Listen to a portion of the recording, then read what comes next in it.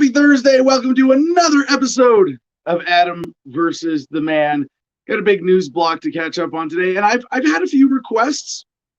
I've been listening to the audience, been listening to the Producers Club, and they want me to talk about some news that has nothing to do with COVID. Well, tough shit. It's touched everything. It's on everything. I mean, even today doing this, overview of what's going on. Like this is the era we live in.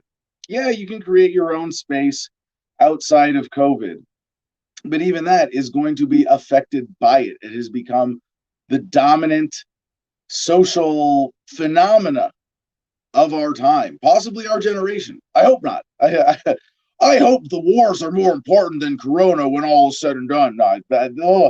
We got some big headlines today. We got a lot of stuff to get through. But get our promos out of the way. I mentioned the Producers Club. Of course, you can join the Producers Club. You can buy your way. You don't have to win. But first things first. I get this out of the way because we have a contest today. And I'm going to explain why. But first, the contest is very simple. And we'll do calls. We can take calls. Most people like to comment for contests like this rather than calling. That's cool, too. The question is, what do you get out of watching or listening to Adam versus the Man? I want to know. I want to know the feedback. I talk on the show a decent amount about my sense of journalistic responsibility. This is a news show, just current events, and my journalistic responsibility is not by anybody else's standards, just my own. To think that if you're going to give me, up to 10 hours a week, 2 hours a day, Monday through Friday, that's a lot of time. I would take it as my responsibility to make sure you're not missing anything, that you're well informed. That's kind of like a baseline value that I think you should get out of anything of this. We've put ourselves, Adam versus the Man is in that category of being a news show. But there's a lot more to it than that. And obviously, we've got a bit of an ideological angle that we ride pretty hard here.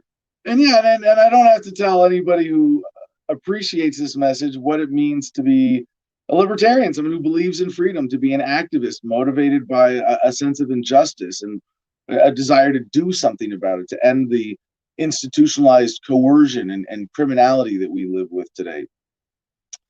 So, looking at current events is one way to elicit that. And I got to say, plug to Free Talk Live. They have a great formula. They've been working for years in achieving that.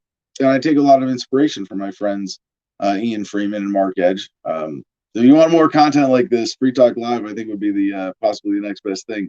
But there's something else that we get out of this besides affirmation of our worldview or an understanding of freedom and justice and how to live better as a result. But there's I'd like to think that having I've put myself in a position where y'all can very easily learn from my mistakes. And obviously my backstory with the military is just one example of that, but in all ways that we as a species, the great global human family, need to move past statism. There's a lot more to that. And one of the things that is really motivating to me, and we're going to be working this into the formula soon here, of a regular mailbag section, but I get emails on a regular basis from people saying either, excuse me, you woke me up, which is great, and that's why the book Freedom is the way it is, to be that ultimate conversion tool, thefreedomline.com. If you're listening to this right now, you should probably stop if you haven't read the book yet. It's like you got to get the background. This is it. This is the code to the matrix. Freedom, thefreedomline.com. Get it free in every digital format possible, or Amazon. But behind this, in these messages, emails that I get on a regular basis, and I don't think that this in and of itself doesn't make me special. Worthwhile, yeah. I'd like to think deserving of your support through the Producers Club, Patreon, whatever it is. But I get messages from people who say things like, up to you saved my life, and we do a pretty significant, thread of mental health, partly informed by my experience with PTSD, but thanks to a lot of people in our audience who are, have a certain courage to open up the way that we do in the conversation around Adam versus the Man. In terms of health, just health advice that comes from seeing past the narrative of the authorities that, you know, used to want you to believe that bloodletting with leeches was good for your health. And I mean, I could go back and say all the crazy things that the scientific consensus dictated to the rest of us. But those kinds of positive feedbacking, a lot of them nowadays too are, you know, I didn't join the military because of you. You might have saved my life, you know, and that's a bit of a stretch. But you showed me a better way to live, and you know, maybe we need to put that into the show a little bit more. So today, you know, we're asking this contest question in this spirit of self-awareness for this show, for being able to deliver the most value that we can. Now we got a little side conversation going on about this with a part of my team, and our guest booker Marcus Pulis, great dude, Libertarian Party activist out of Indiana, said, you know, people come because they connect with you, Adam. Like they get a sense of your love of freedom, your passion, your energy, your compassion, and belief in this message, and that's something that so that people just want to like hang out here, Adam, and they want to get the news from you. Like, yeah, that's great. And what we're doing now with CJ as our producer, and Comment Jim Freedom, who's with us today, actually producing from Phoenix, and Mercedes and everybody in the Producers Club. I've got the best team behind me right now than I ever have in 10 plus years of Adam versus the Man started 2010 as a radio show on AM 1550 KIVA, More Positive Talk Radio, Albuquerque.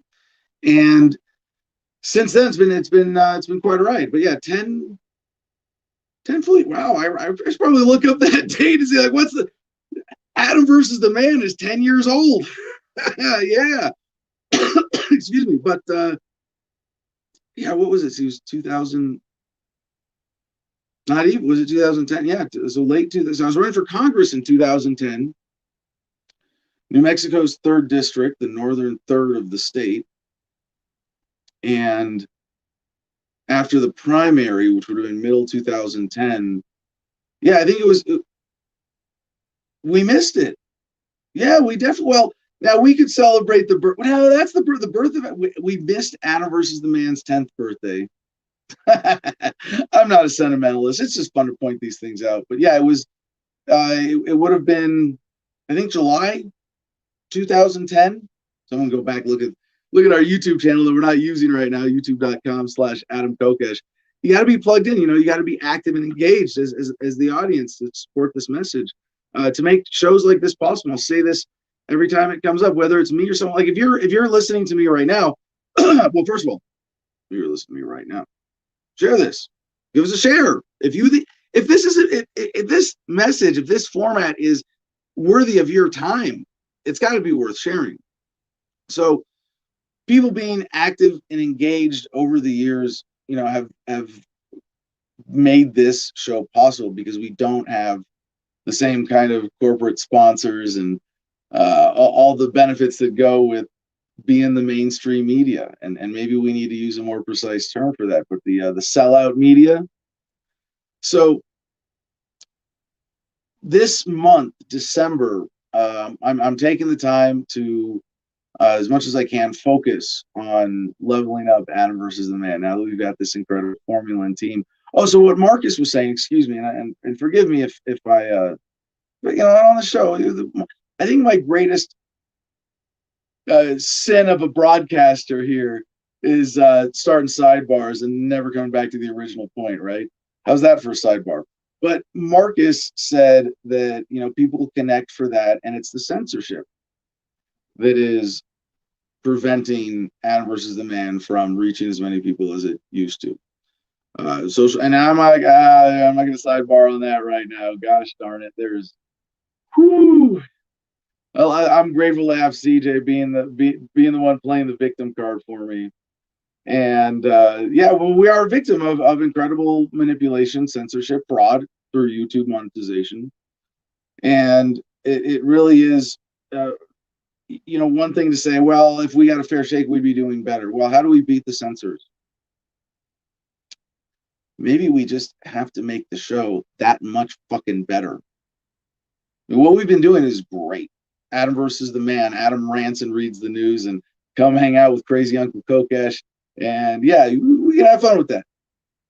But given the team that we've got gathered now, I feel like we've got to the point where our potential is a lot more. And with the show, it's not about getting an audience. It's not about making money. Those are secondary. Those are means to the ends of having an impact. And I know that even just by listening to this show, especially for the boring parts when I ramble and you don't even like it and you're just going, why the hell am I listening to this? For those of you who stick with it, because you know that the alternative, and there are plenty of other great libertarian alternatives out there, don't get me wrong, but that the alternative to supporting independent media is to accept the narrative of propaganda without question, to set yourself up for exploitation.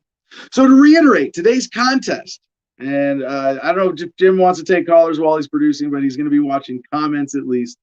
Comment, Jim Freedom. Join us. Why don't you get on stage here while we get into promos and wrap up Adam's opening ramble. But the contest question is, what value do you get from Adam versus the man? And I don't want to spoil it with too many things other than, being informed generally. But I have a lot of other things that I think of, but also, if we can really identify that and drill it down. I mean, why do people watch the mainstream media? Let me answer it from that perspective for a second. One, be informed, and it's when your authority or your source for being informed about current events and what's going on around you is not trustworthy. Well, you're allowing them to misinform you. But the mainstream media generally provides certain American, global, whatever situational awareness with very important little elements left out that just, alter the overall narrative enough that gives the audience a sense of, oh, everything's okay, I can go back to sleep. And they wouldn't call it that, but it's a reassurance, right? There's the practical value of being informed. There's maybe some practical value of being up to date on, what's going on in your industry, your sector of the economy, your immediate, economic environment, things like that. New gadgets. What are the corporate overlords trying to sell us now, right? You get to watch commercials. I never got that. I just really, how much time have Americans spent? And this, we might look back on this as one of the great tragedies of the early phase of humanity's technological acceleration here. But how many hours, how many lifetimes of Americans spent not just watching commercials, re-watching commercials? I mean, I remember I used to watch TV a little bit as a kid. Most TV commercials, at least back then, like I remember, you wouldn't just see it once. You see it like 10 times at least. If you're any kind of regular TV watcher, most of the time Americans spend watching commercials. They're watching them on repeat. Now that's not reason enough to condemn it, but you look back and go, wow, what an incredible loss. So there are those extrinsic values as well, that reassurance that people get out of that. And I want to make sure that we're providing the best value that we can to our audience and that you get the most out of this time hanging out with me and our team. So Jim, get up on stage here already. We've been talking about Patreon and the Producers Club, and Jim, comment Jim Freedom today, producer Jim Freedom with his new setup. Welcome, brother. He is the manager of our Producers Club, and we've got, this is we're actually like splitting it off into teams already. I love it.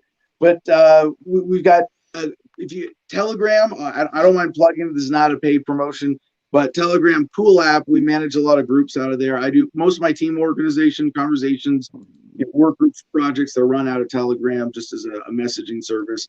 And it's a free app for your phone. So $10 a month. Let's get that on screen here, Jim. AdamVersusTheMan.com. You click on Patreon. Takes you to patreon.com/AdamVersusTheMan. And you can see $10 a month. That's really where it's at for buying your way into the Producers Club. If you don't win your way in, and we like to give away a membership at least a couple times a week, although it seems like most of the winners of our contests are already Producer Club members. Anyway, you can also go to AdamVersusTheMan.com to check out the store and buying our merch, supporting the brand and getting the message out. Just another critical way to support the show. So with that, we've just 2 more promos to get out of the way here. We also have an affiliate marketing deal with CigarFederation.com. And tomorrow, I'm like, I got to check my calendar. Like, I think I've missed. Did I miss the last 2?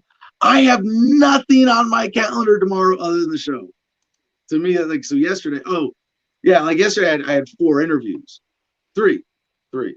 And like after the show, I was like, oh man, I got tomorrow. We get to do sunsets and cigars, and you can join us with. I'll be smoking CBD nugs, or JSK nugs, a CBD infused cigar, and we do this Fridays when we can here from Gardenia at sunset, which is now getting eerily earlier and earlier every day. It's getting cold. I don't mind. Jim, in Phoenix, I guess you don't have to worry about that, do you? Not at all. Not even a little. I don't know. Let's see. Oh, Don't make them debate. I'm sorry, just to be responsible, makethemdebate.com. Check it out. Help out our debate manager, Mercedes, make another debate happen.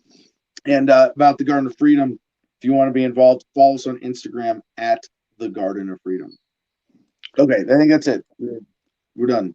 20 minutes in. Right. Opening responsibilities. Check. You did the last 2 too fast for me to click on the website, but they've seen it. They love it. Everything's in the notes. In the notes. Don't Be a Statist thinks that I need a suit to round out my setting over here. I don't know about that. I'm not much of a suit wearer. I actually don't own one, so I don't know what I would do there. I don't know. And so one of the sorry, Jim, just quick aside here, because I really want to, bring everybody who's listening right now. Like I time for the audience to step up a little bit.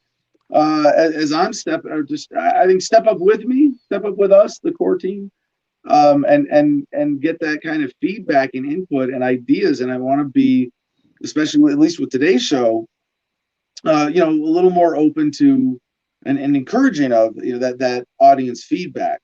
And you talk about wearing a suit. I am in the new studio. I'm not even going to turn the camera around. It is embarrassing, like what a mess this place is right now. Jim knows what I'm talking about. Excuse me. Apologies. Yeah. So one of the production formula things we have to do is get organized enough that I have a hot cup of coffee for my voice every morning in the studio. But now that we have this dedicated space, all right, I'm going to be done in a minute here. I swear to God. All right. I'm about to mute you and read some comments. All right, but we're gonna have more opportunities. You want to see me in a suit every day? You want, printed backdrop, or even projected images, or and we don't want one part of the content process for the show that we really don't talk about much by comparison to everything else is CJ's work on the graphics, bringing up stories and links and things like that. The graphic overlay we have around the screen here. If there's a way to, what I'm looking for is not like criticism, tweaking, or that perspective, but now that we've got all of these amazing, powerful elements together, how do we inject more value? How do we create more value and take things to the next level? So if that means Jim in a suit, okay. We'll see what happens. I don't think me in a suit adds any value. I'm just saying that's my opinion, but we'll see what the people think, right? I I've been thinking about that since you created that Telegram group, that subgroup. Just trying to think of new ideas to expand the show and to really pinpoint the specific value that people are getting, so that we can exploit that and push that further and give them more of that. Give people more of what it is they actually want and value out of the show. So I look forward to evolving it. Yeah, to your point there, Jim. When I don't know how I would describe myself as kind of if I was being mean, I'd say scattered entrepreneur / activist. I've got a lot of projects. I've got a lot of things that we've got Homefront Battle Buddies, our new veteran service organization for helping vets seek alternative therapies outside government channels, which especially right now is really important. We got Big Igloo Geodesics, a business we started and kind of mothballed here a few months ago. We've got all sorts of things affiliated with Adam versus the Man. Got my book. I'm doing my war memoir coming out next year. Really looking forward to self-publishing another book, Hot, Dirty, and Dangerous: How 7 Months in Fallujah Challenged My Patriotism. That's going to be a good one. Jim, I'll stop. I could keep going. If I was being really nice, I'd say some kind of Renaissance man, but I don't know if that's it. But I maybe that's being too nice. There's certainly gaps, but with everything that we have going on here at the Garden, I just want to encourage people, like, hey, talk to me. I want to talk to people who want to get shit done. Are you a get shit doner? Let's get shit done. Get her done. That's word. Okay, a couple of comments here of appreciation for the show. Peter Yapel, our good friend, thanks for joining the Dutchess County Libertarian Party in New York to help spread the message of freedom and lend your expertise to their growth and success. Yeah, that was a lot of fun. And I, one of the things that I want to step up in our organization is when I do other interviews or guest appearances, that we have integration, we have an email system to distribute and share with people. And I would, Peter, please make sure that we get that video of my presentation last night. I was definitely more sort of amped and scattered, but I think there are a lot of things that in that sense, I have value to add in meta-analysis and strategic insight for the Libertarian Party. And jumping in as a presidential candidate is not necessarily the best way to get libertarians to listen to you on those counts. But the event last night, Dutchess County LP in New York State, man, shout out to Daniel and everybody else who made that happen.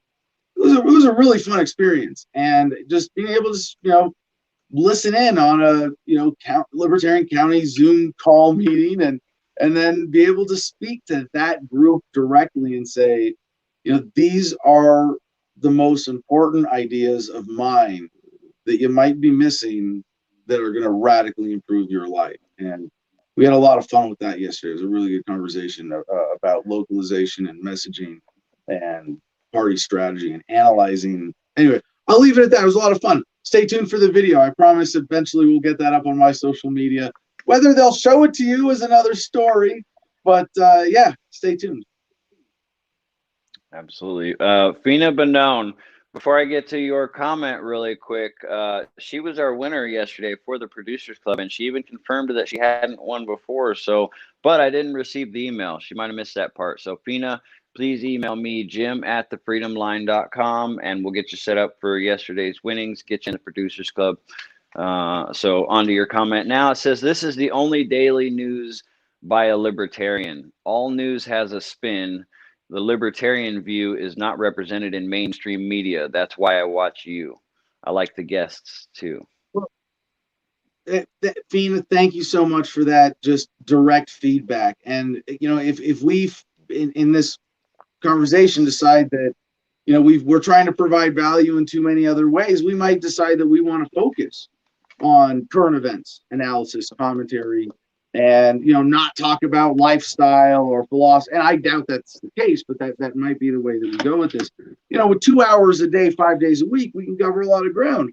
And this is what an irresponsible. Now you see why I'm an activist more than a businessman. I'm going to take this chance to plug the competition. And I would say the biggest competition that we have, although we offer distinctly different products, but the closest competition we have is the show I mentioned earlier, Free Talk Live, out of Keene, New Hampshire. I'll say their names again. Great dudes, Mark Edgy and Freeman. And if they, they do their thing through terrestrial radio. So it's the main way that we get to differentiate ourselves. Yeah, I don't know. I'm sure there are others there, and I'm sorry I don't have other great examples off the top of my head here, but yeah, we are unique in competing, but we're not the only one in the field of liberty perspective, current events, news, politics, talk shows. There are others out there. There are at least a handful. I don't know. Maybe I don't know off the top of my head because they've all freaking failed. In the last couple of years when we had the you remember that it was in I think 2018. There was the big libertarian purge on Facebook. A lot of major pages got taken down, and maybe a 2-hour discussion formula with Crazy Uncle Adam isn't the way that you want to get your libertarian filtered news, right? Maybe you're rather unfiltered, unfiltered, something like that. You get the point. But like for me, I'll be honest. This is kind of a weird thing to say, but if I wasn't doing this show, I wouldn't listen to a version of I don't know. I guess if I had a regular driving routine, I'd probably listen to Free Talk Live every day. I think about it. But no, my point is that I prefer to get my news in a written format most times. And this is why I really like the Drudge Report, which we've ranted about from several angles recently. But as a concept, as a news aggregator, I can skim all these headlines and go into any that I want with a click. I love that. And by the way, another side project, if anybody wants to take this on, or if I win the lottery, even though I never play because I don't believe in a tax for people who are bad at math, we might have the funds to launch, the Freedom Line as a news destination aggregator website. I guess it's not a destination, it's an aggregator because it's all links to other places, but basically a modernized libertarian answer to the Drudge Report. I think that's a niche that needs to be filled right now. That would be cool. That'd be awesome. Mr. Baxley says, one great value this show provides is the amazing community being built around it. That's a good point with the Producers Club and everything. Yeah, definitely worth mentioning that. Absolutely. So, just throwing it out as a possibility. CJ has some input and update and a plug. Do it. Is you coming on screen? You want me to put you on screen, CJ? Here he comes. Oh, I got to refresh. Give me a second here. Perfect.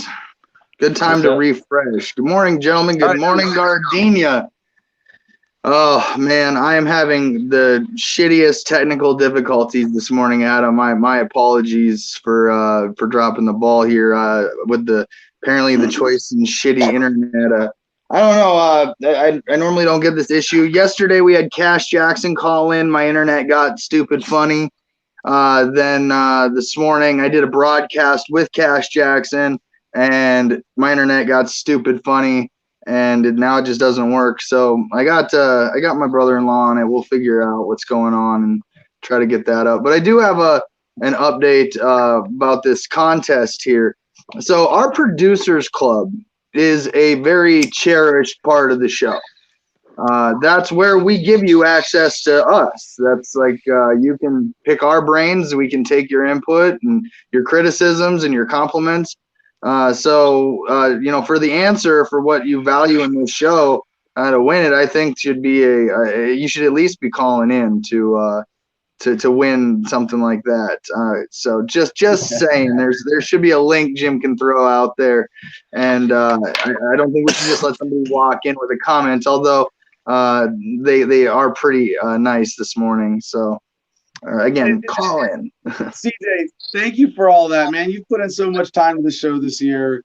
It sucks that we're still at this point where like what we're doing with the show is just a little bit pushing our technical limitations, but man, 5G hotspots, we're gonna have them everywhere. right I'm around.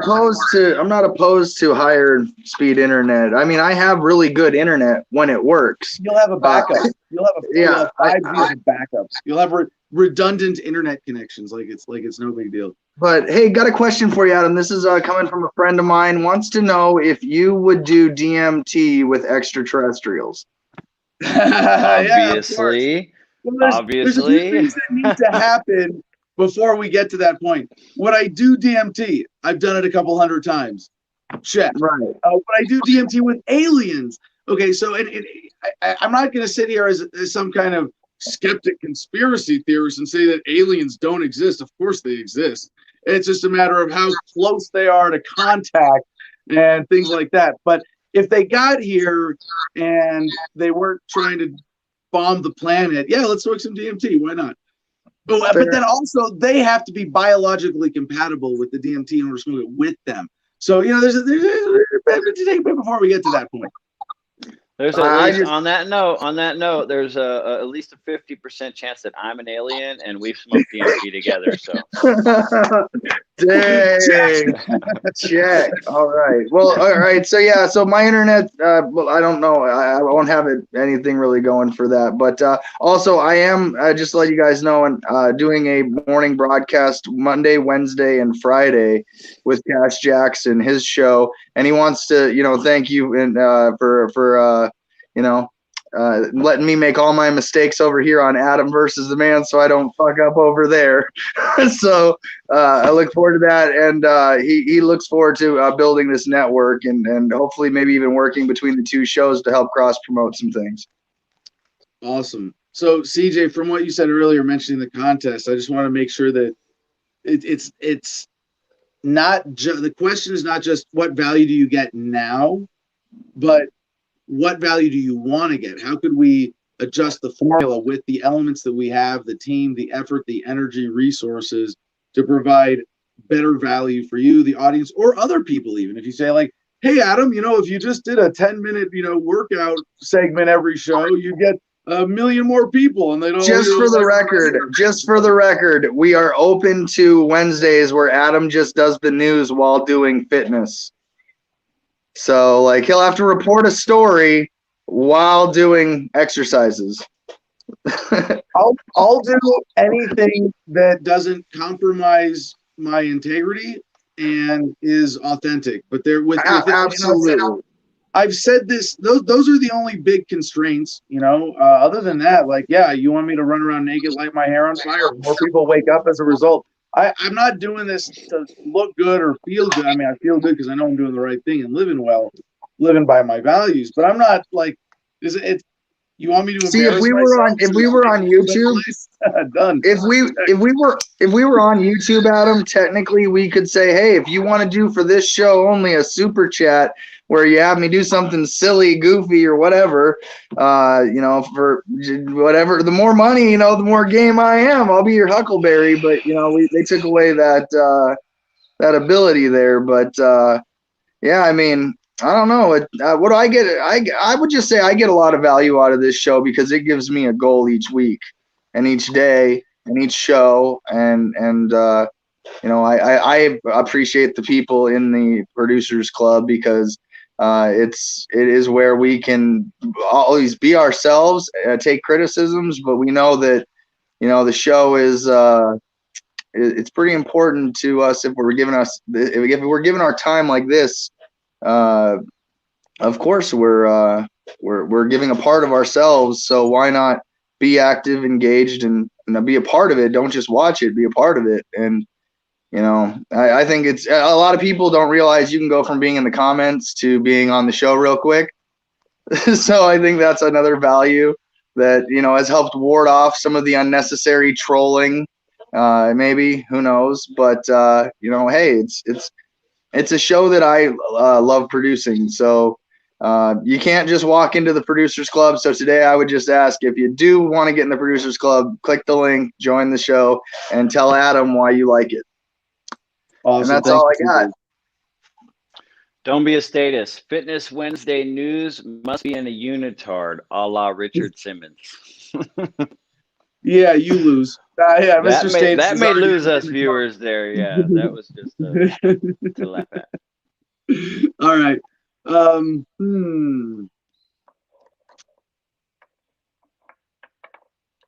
Yeah. All right. What else, Jim?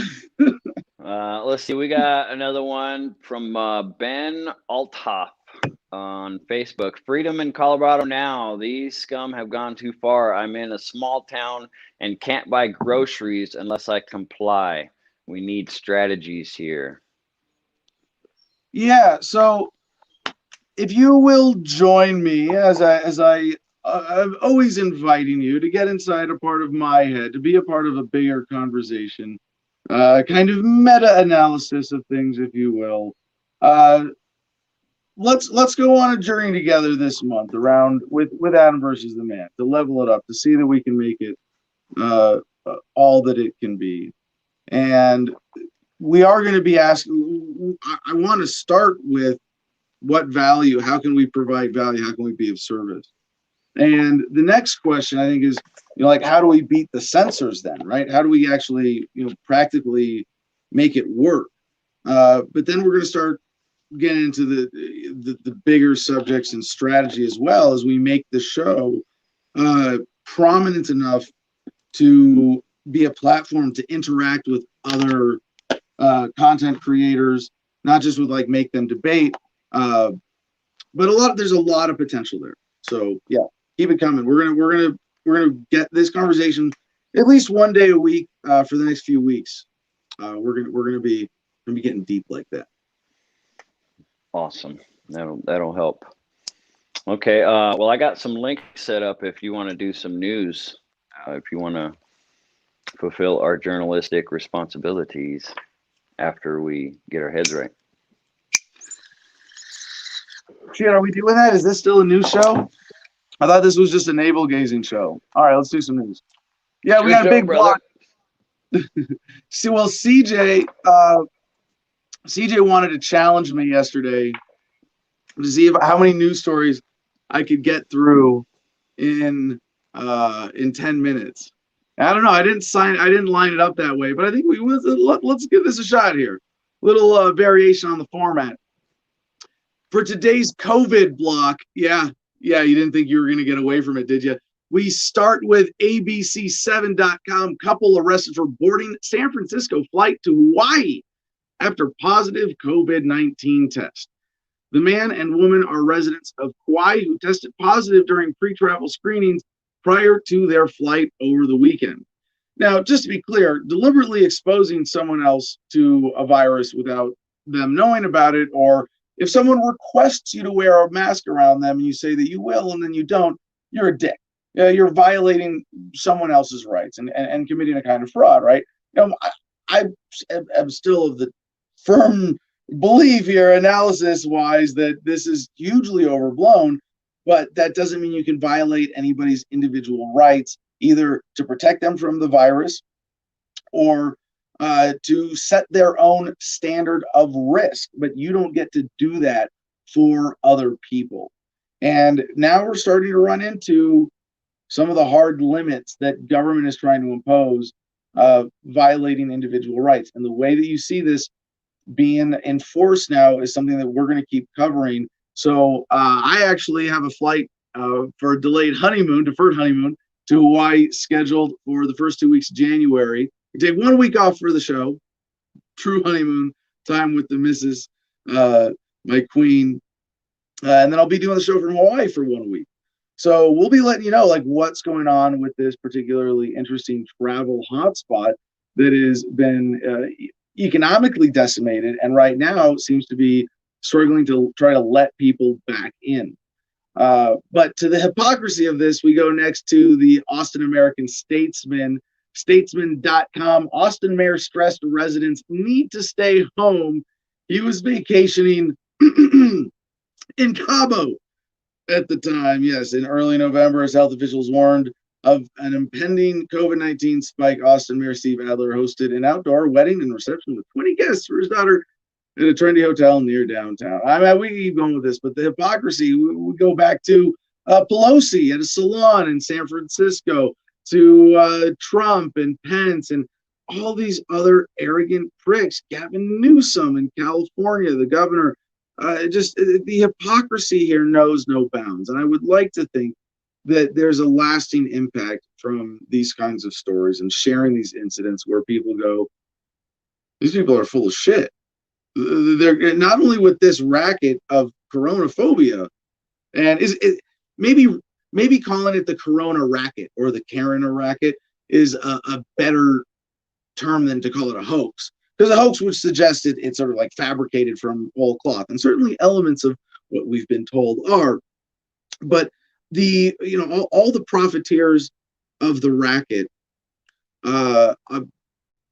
they have the resources and the data, and they know that this thing is not enough of a threat to keep them from, like Gavin Newsom, going to a dinner at a crowded restaurant in a private gathering, no masks, no distancing, or for this next government prick to go to Cabo and have the arrogance to tell you not to travel, or Pelosi in the salon. Like, I mean, just. Ooh. But there, you can keep going. It's nonstop. I see stories like this I have to ignore every day. I really hope that Americans let that sink in. Not only that, the way that Corona is being addressed by the establishment right now is a racket. It's a racket. Clearly, we're being taken advantage of, and that in and of itself, I mean. You can argue specifics, but I think that much is absolutely irrefutable. And we need to hang together so we don't hang separately. This is the time that we need to recognize that the common enemy is, an establishment that has become the enemy of the people. To sum it up in an imprecise but appropriately poetic way. Our next story from New York. We have a few stories from the Big Apple. Large crowd of supporters protests shut down of Mac's Public House Staten Island bar that defied COVID restrictions. Wow. Now, this was shared in the Producers Club Telegram group as a revolution happening in New York. Supporters of a Staten Island bar turned out Wednesday night to protest its shutdown. Police say the bar, located in a COVID hotspot, repeatedly defied restrictions. Chopper 2 flew overhead what looked like a major block party in Grant City, but instead it was a large protest. Most people didn't have masks on. Shocking, right? Hundreds stood shoulder to shoulder with American flags and political signs demanding change in the area. They demonstrated in front of New York City sheriff's officers who guarded the front door of Mac's Public House. The bar and restaurant was forced to close when its owners refused to stop indoor dining in an orange zone after several warnings. Excuse me, did you know that you're in an orange zone? Sir, you've been warned several times. It's time for you to give up your freedom and just comply now. Sounds kind of silly when you put it in those terms. That's what they're trying to. That's what they're telling this guy. Sir, you need to shut down your restaurant. You're in an orange zone, and you've been warned several times. Now, were those words directly spoken to him? I don't know. But that's the message that needs to be exposed here. The general manager was escorted out in handcuffs Tuesday night for defying the order. Quote, they are just trying to support their family, said Kevin Smith, mixed in with the supporters. There's people doing heroin and defecating on the subway. I think that spreads the virus a lot more than some people having a drink in Staten Island. And I'm assuming here that CBS translated from New Yorker to American English, because New Yorkers don't say defecating. There's shit in the subway. So I want to give a special shout out here to owner Keith McAlerney. I hope that's how you say that. McAlerney. He says he's being stopped for making money. I'm allowed to be inside my private property. I pay rent. They're saying right now I can't serve food and I can't serve alcohol. The zip code is one of the highest COVID infection rates in the city at 8.62%. Now you go, well, why? Why is why is that a thing? Why does New York have this particular problem? Is it because they haven't responded strongly enough with enough crackdowns? Have they not been strident enough in enforcement? Well, no, we have two other headlines from New York, Jim, skipping ahead in the pile. First one, Bloomberg.com, NYC will have COVID checkpoints at key bridges and crossings. New York City will have vehicle checkpoints at key bridges and crossings and will strictly enforce the travel quarantine. Sheriff Joseph Fucito said. The sheriff's office will conduct spot checks when out-of-state buses drop riders off at the curb. Test and tracing teams will be on the ground to direct individuals to testing sites and provide education on quarantine. The 14-day quarantine mandates that travelers quarantine or test out violations of self-quarantine will be enforced and may carry fines of $1,000 to $2,000, according to the mayor's office. At what point do you just say, this isn't working? The next story from New York, ABC7NY.com, quote, New York will lead the way. Cuomo vows to mobilize army to vaccinate all New Yorkers fairly. Now, how has New York led the way thus far? Well, even if you believe that the virus is half the threat that they say it is, well, they've led the way in cases. Whatever it is that they're doing is not working. Now, it's not just the shit on the subways. Remember, early in this crisis, the New York Health Department had to put out social distancing guidelines. And they included some disturbingly specific recommendations. One was to avoid oral anal sex. Yeah, imagine that. Licking buttholes spreads corona. Don't do it.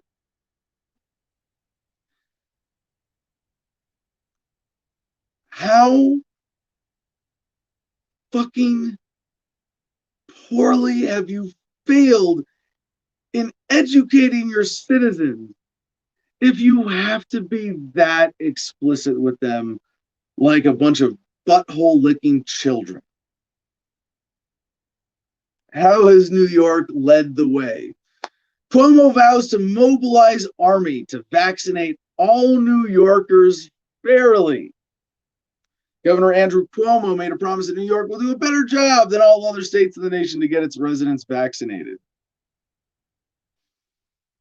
I'm not going to take the time to deconstruct all of the perverse language in this article, but let me just point out that they have done an incredible job of reframing what they do as government. It's not described honest. If it was described honestly, they wouldn't get away with it, right? If we said, well, we are governed by tyrants who have no respect for our rights, who function through coercive control in order to serve their corporate sponsors. What is the purpose of government? Keep the super rich getting richer at the expense of the rest of us, right?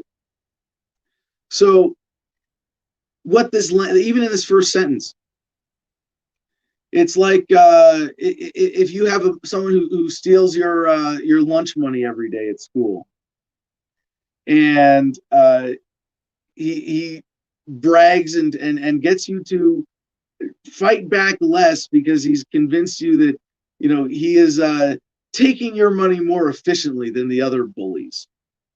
We're gonna make sure that we will do a better job of ripping you off. That's the reframing of government.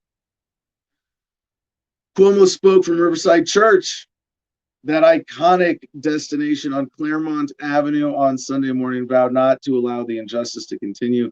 The governor said New York will mobilize an army. Well, that's what the world needs: more armies, more wars, more conflict, right? To make sure everyone is vaccinated, but he will need federal resources to do it. Of course he will. Cuomo said the Black and brown communities have been impacted more greatly by COVID. Is that what we're calling them now?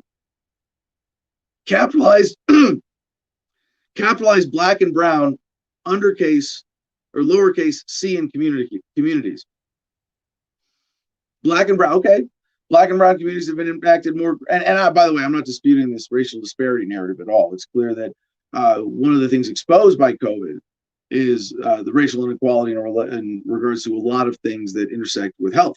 But anyway, he will not allow that to continue when a vaccine is ready for distribution. Yeah, all right. Now back to the top of the pile here to our Corona block. From medicalexpress.com, because we do have to cover this vaccine issue. I mean, I would like to think that the holes in the narrative that you could drive a vaccine mobile inoculation bus through with, I don't know. It should be enough to say, no, I'm not, no. Sorry, one way or another, I have to reject this. But the vaccine, the way that this is being pushed, I mean, aside from that narrative being full of more holes, ooh, if I say that the official narrative is full of holes, do I get censored on YouTube again? Ooh. But no, this one is really important. MedicalExpress.com has this headline: first in line for COVID vaccine. Some U.S. healthcare workers say no. They can move to the front of the line for a COVID-19 vaccine if they want, but some U.S. healthcare workers are skeptical about taking a vaccine that was developed in record time, even as the pandemic rages on. Some want more time, despite assurances from experts that they trust the vaccine vetting process carried out by the U.S. Food and Drug Administration. Okay, so that even if that's true, there's another case of the cure being worse than the disease. And one of the stories that I shared last week was about participants in the vaccine trials having side effects that, you know, they didn't have numbers. And this is, remember, most of this is just, it's overblown with fear. It's how they get people's attention. You know, it's like, well, you know, I could sell out. I could be a fearmonger too. The audience would be a lot bigger, but we'd just be kind of useless at that point, or even subversive of the people serving the establishment instead. And the vaccine, as we see, it's not an easy vaccine. From what they've got, and I can't say I've done the comprehensive research on this, but from the few articles that I've read about this, the vaccine is quite dangerous in and of itself, intense side effects that they say are flu-like or COVID-like, because you are with the vaccine, remember, getting exposed to a piece of the genetics of the virus in order to trigger the immune response, so that if the virus comes into your system, you've already got the antibodies. But given that the virus is itself so mild for most people who get it, and we don't know, again, what are the numbers for? I've been saying this from the beginning. God damn it, it pisses me off. That's like, I feel like a broken record, but we don't have the numbers that we should, that we know we are capable of gathering, whether they exist or not. Maybe some of them don't exist. But when Trump ordered the CDC to conduct its deliberations in secret, you go, no. And it might be that herd immunity is the answer. I don't know. I wouldn't be irresponsible giving medical advice.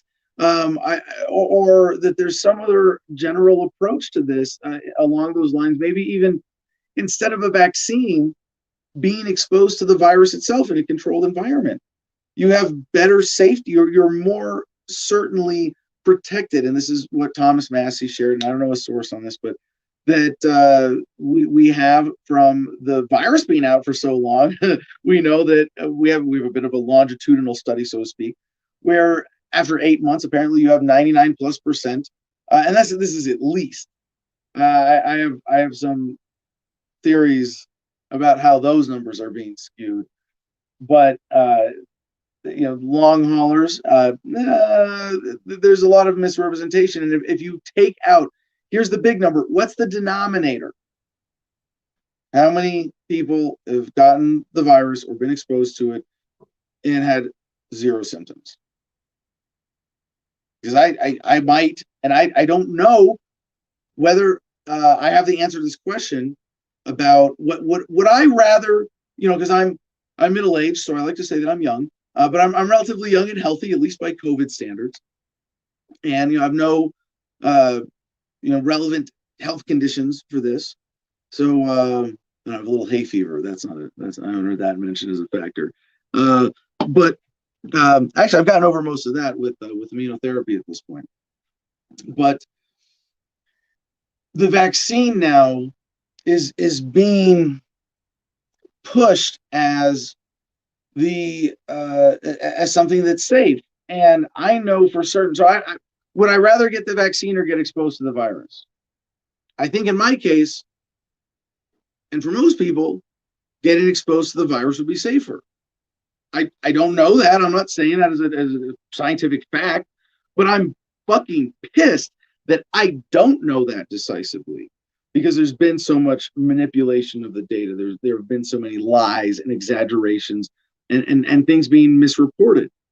And not only is the vaccine apparently less effective than getting the virus and getting over it, but it's also, I mean, it's like chickenpox, right? We do something, we give it to our kids deliberately, right? When it's not going to be a risk to them. COVID might be in that same category, and it could have been from the beginning that if instead of a knee-jerk government response to this thing, we had a calm, cool, collected, rational, science-based approach to this. Well, I can guarantee we would have done better than we're doing now. I think that much is easy to say. As for this particular vaccine, like, I'm not pro-vaccine or anti-vaccine. I am absolutely against vaccine companies being protected from liability when they destroy people's lives. Yeah, no, you can't just do that. But that's the current state of the law in the United States. That needs to change. I am absolutely against vaccines being forced on people, and we are coming to that now. Here, the next story that relates to that point, Jim, skipping ahead to theguardian.com.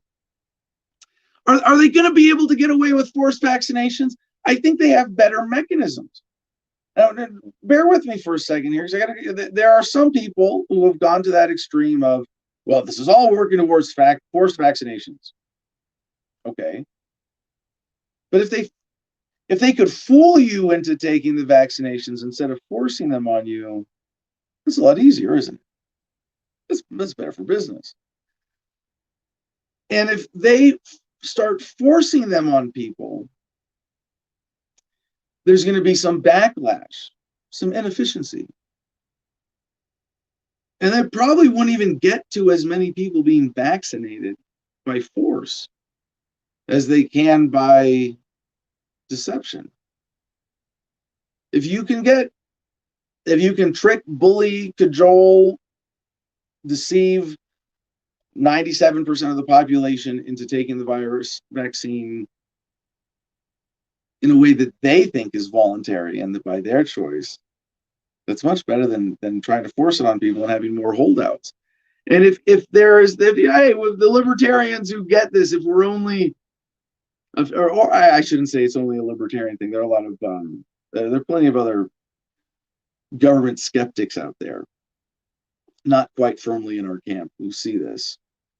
And if we're only a few percent of the population, they'll probably just let us be free, and that's all right. Well, the vaccine works, and if you want to be one of those crazy ones at that point, we'll say, well, it's your choice, and we respect your choice, and you're right to set your own level of risk in your life. Sure.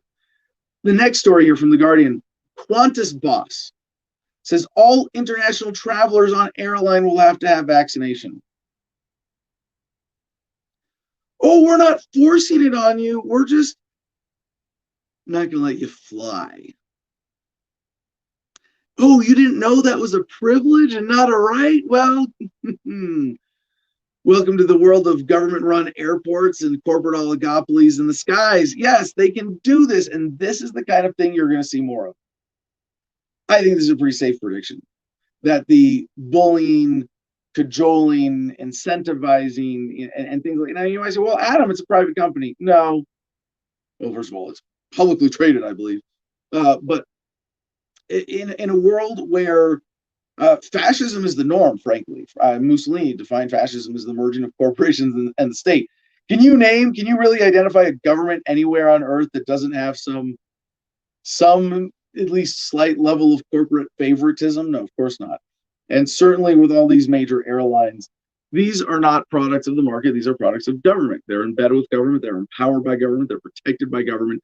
Government subsidizes them in so many ways, not just as we've seen with bailouts and loans and things like that, but the infrastructure itself, all these corporate policies that create corporate oligopolies. You will see other ways those oligopolies are going to be leveraged to, I'll just say bully. I think that's the inclusive term, bully Americans into taking the vaccine.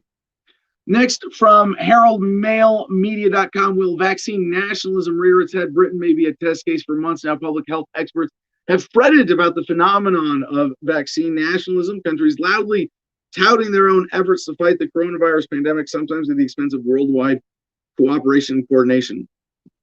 That's not the side of nationalism I'm worried about. What I'm worried about is the bullying part of it. That's the only reason I'm sharing this story, is that there is, even from this analysis of saying we need more globalism and cooperation instead of nationalism and division globally or among whatever, however these statist fantasies work out in their heads. There is going to be a streak of nationalist bullying. Like you're not a good citizen. Have you gotten your vaccine? If you haven't gotten your vaccine, you're not a good American. Now, where are we at? The next headline from Daily Mail: U.S. records its highest daily COVID death toll ever. 2,800 people died from the virus yesterday. As LA plunges into lockdown, CDC warns against Christmas travel, and Biden says 250,000 more will die by January. Believe this? I've got a government bridge to sell you. Holy shit. They just throw numbers. And remember, 86.75309% of all statistics are made up bullshit designed to manipulate you. And that is a huge component of the coronavirus racket, where there's charts and graphics and numbers. And you got to step back and put this in perspective. And even just if you look at the last few months, if you have what I hope we're giving you with our presentation with Anna versus the Man, is just to remind you, remember they said 2 million Americans were going to die if we didn't have XYZ that we didn't get, if Trump didn't take this seriously enough. There have been so many lies and exaggerations, and if you read the news every day with the assumption that people are telling the truth, and you don't question their integrity, and you don't go, well, what have they been telling us lately? You're just, and it is somewhat, I get it, but it is one of those things, as someone who understands a lot of these media issues, it is still somewhat mind-boggling to me. I don't want to say mind-boggling. I'm not boggled. But it is, I am in awe always in looking at this of how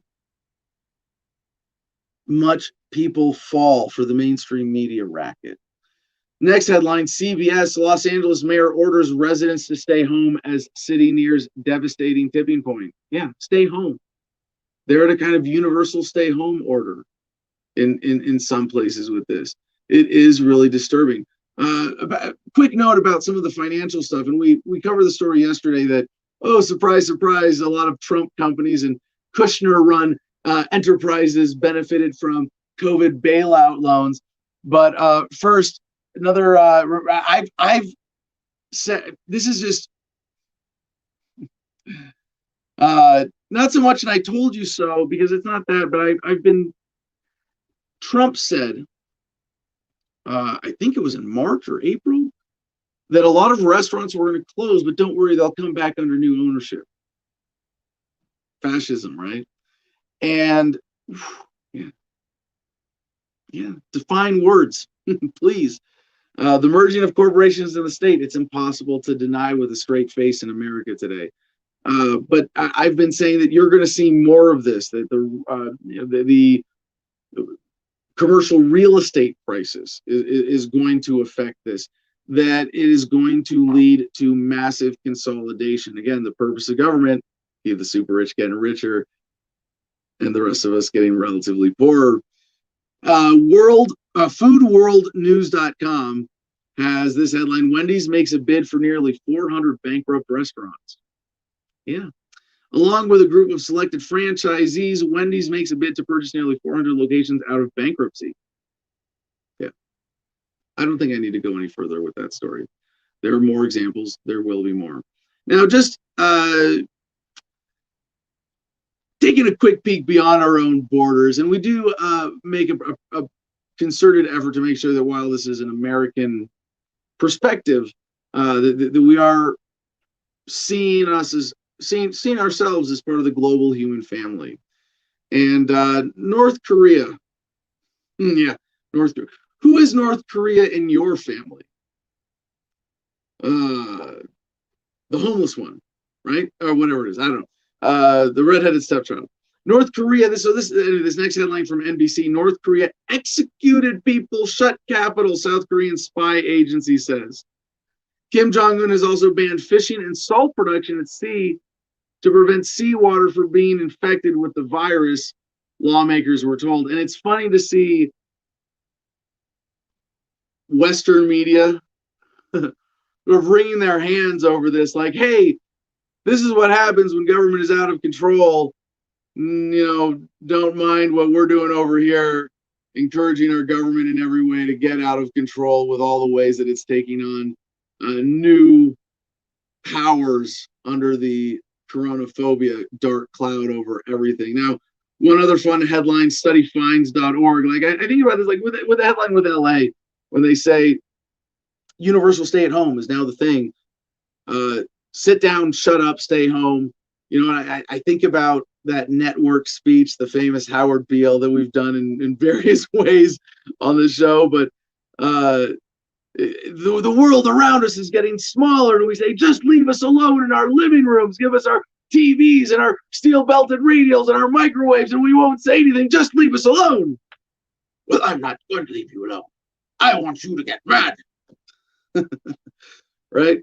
Well, this is what that was referring to, what that was alluding to, of like, how they are, and the Matrix. Yeah, the movies. The movies. Yes, this is a corny libertarian movie reference. That dystopia is pointing to trends happening right now and accelerating with COVID. So studyfinds.org, just a funny little add-on to all that. Working remotely is literally a pain in the backside for nearly a quarter of Americans. New survey shows that COVID restrictions have made Americans far more inactive, with the average person spending an additional 4 hours a day sitting down. You might have heard sitting is the new smoking. You need to be physically active on a regular basis. I'm not going to go on the health rant on this, but if you're not familiar with this idea, do the research. But extended periods of sitting is incredibly destructive when it comes to your health for so many things. Extended periods of lower circulation. All right, I'll stop. I could do a whole show about that. Next headline from our friends Mike Adams et al. At naturalnews.com: brainwashing the young, crybabies, dolls allow children to vaccinate their dolls, causing measles-looking red dots on their face to vanish. Yeah. If you had been told that this was going to happen before Corona, you'd say this is fucked up. And if you lose your perspective on Corona, you might not acknowledge that this is how fucked up things are. At least a positive spin on this. Newsadvance.com, Don Davis: pandemic has influenced people to reconnect with the natural world, mainly gardening, not so much getting out, but even hiking considered safe with Corona. And even though people are sitting down so much more, at least we have this a positive impact of people genuinely reconnecting with nature in some ways, and getting out more and gardening a lot more. There are some people fighting back. Aside from that great story we brought you about New York, Iowa Capital Dispatch.com has this story: bar owner files class action lawsuit over Iowa's COVID-19 limits on business activity. And there are a number of suits, all over the country going on like this. But we're seeing them, people are learning from each other, collaborating, working on how to challenge this, whether it's, we're declaring our gym a church. Yeah, whatever it takes. And everybody is fighting back in different ways, and I think there's a delayed response. We the people now. I mean, I don't say now like today it's happening because I haven't figured this out. No, but there's a delayed response as people respond to this new wave of coronavirus inspired statism. I would just end our Corona block today with a story that reminds us to never forget what this is all about: money and power. You didn't think I was going to say 9/11, did you? Yahoo.com, dollar bears vindicated by landmark week as spiral accelerates. Now, two ways of looking at the collapse of the dollar, the US dollar, if it goes into a inflationary death spiral. It could be that it's a deliberate re-engineering of the racket of the superclass. It could be a failure of it, that they have to give up one element of their racket. But don't be distracted. Look at the monkey, look at the monkey. What the right hand is doing is still happening when you're looking at the left hand. They're both statist hands. It doesn't fucking matter. Don't read into that. But the distractions of all this, the fear over something that is not non-existent, but not a threat that justifies any of this level of response. We brought you the story yesterday that in Japan now they have the statistics decisively that in this last month, 1 month, October, there were more people who committed suicide than died of COVID in the 10 months prior to that. Yeah. Saying the cure is worse than the disease doesn't really cut it. I'm still optimistic. This is the war on the people in its current form. At least it's not a hot war. It's not a shooting war, at least not yet. It might be used as an excuse for that soon if we don't keep fighting back and paying attention. But it's not a hot war. There's no shooting yet. And I think, as bad as I might say that everything around Corona is, it's not as bad as a war. It is a metaphorical war on we the people, and it is being conducted largely by the same people who in the past have made war the health of the state, the scourge of humanity. And I don't think in today's connected world they can ever again convince millions of gullible young men to meet in the middle of a field where none of them live and kill each other because they're wearing different colors. No, that racket's gone, but this might be the new racket. And what's it all about? Money and power by the same people who are willing to kill millions of innocent people, billions perhaps, over the course of human history in the name of money and power. And that's what's behind all of this. So this last headline here, it's turning into a week of vindication for proponents of a weaker dollar, as the case they've been making for many years may be gaining steam. The greenback is spiraling lower, probing levels last seen in April 2018, judging by a Bloomberg index. The tumble is part of a broader move across financial markets to price in brighter growth prospects for 2021 and the potential for superior investment opportunities outside the U.S., in large part as hopes for a coronavirus vaccine build. If you haven't figured out that all of this is set up to take advantage of you, to rip you off, then I don't know what else to tell you. I hope you got the message. We're going to check in with the audience, get some comments. I know that was a long blog, but that's it. We got all caught up. No other Corona stories. I got one more blog to do on today's show.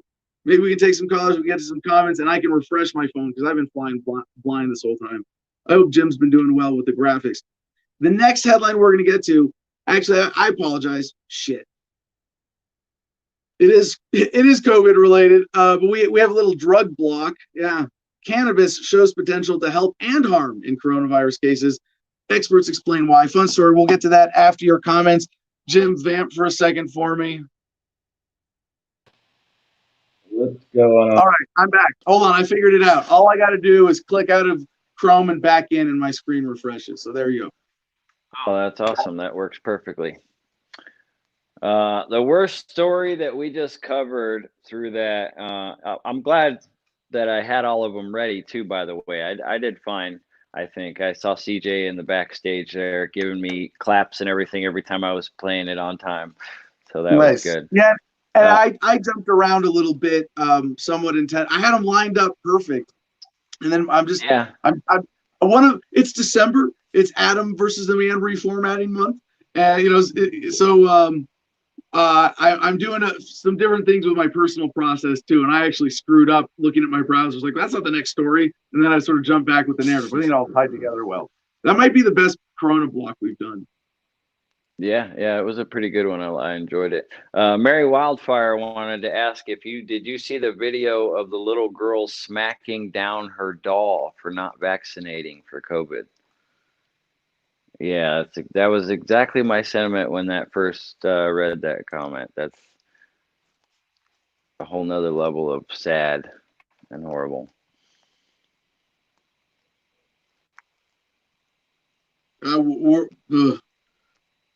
We're creating a generation that is going to keep therapists well employed for decades. Well, Philip has a suggestion for anybody that is one of those people that happen to sit at your desk for multiple hours a day. He says working while standing or regularly getting up helps break the cycle of back pain. If you're forced into that position, there's nothing you can do, then that's what you can do to help alleviate the back pain at least, right? There's a few things, and I probably should have inserted this. I was trying to skip over it, but here's the practical side. So thank you for that comment. If you have a job that essentially requires you to sit or be at a counter or a desk or at a computer screen all day, extended periods of being sedentary are destructive, and it's not you can work out, and then if you sit still for 8 hours a day, it's still gonna fuck you up. Not as much as if you weren't working out, obviously, but what you really need to do is break up those periods of being sedentary. Either, if you're going to sit at a desk like me, get up, and I just naturally get up and I move around a lot anyway. But just don't fall into that trap of sitting for extended periods. And especially right now so anyway, standing desk, regular breaks, stretching at your desk. Like on airplanes, if you're on a long flight and you really, go to the bathroom, walk up and down the aisle as much as you can, without bothering people, right? But Right. Not as much as you can. But take once an hour if you feel like it. Get up and go for a stroll at least every couple hours, and stretch in your seat, things like that. Word. Our friend Vincent Willis is checking in. D Vincent W, I think it was, on YouTube when we used to be there. Florida is not locked down. People are muzzled, but there's no fearsome vibe of a lockdown. I'm glad because I finally made music contacts and I'm gigging, playing music live again. Nice. Yeah, well, so that's cool. Unexpected, I thought, but that's good.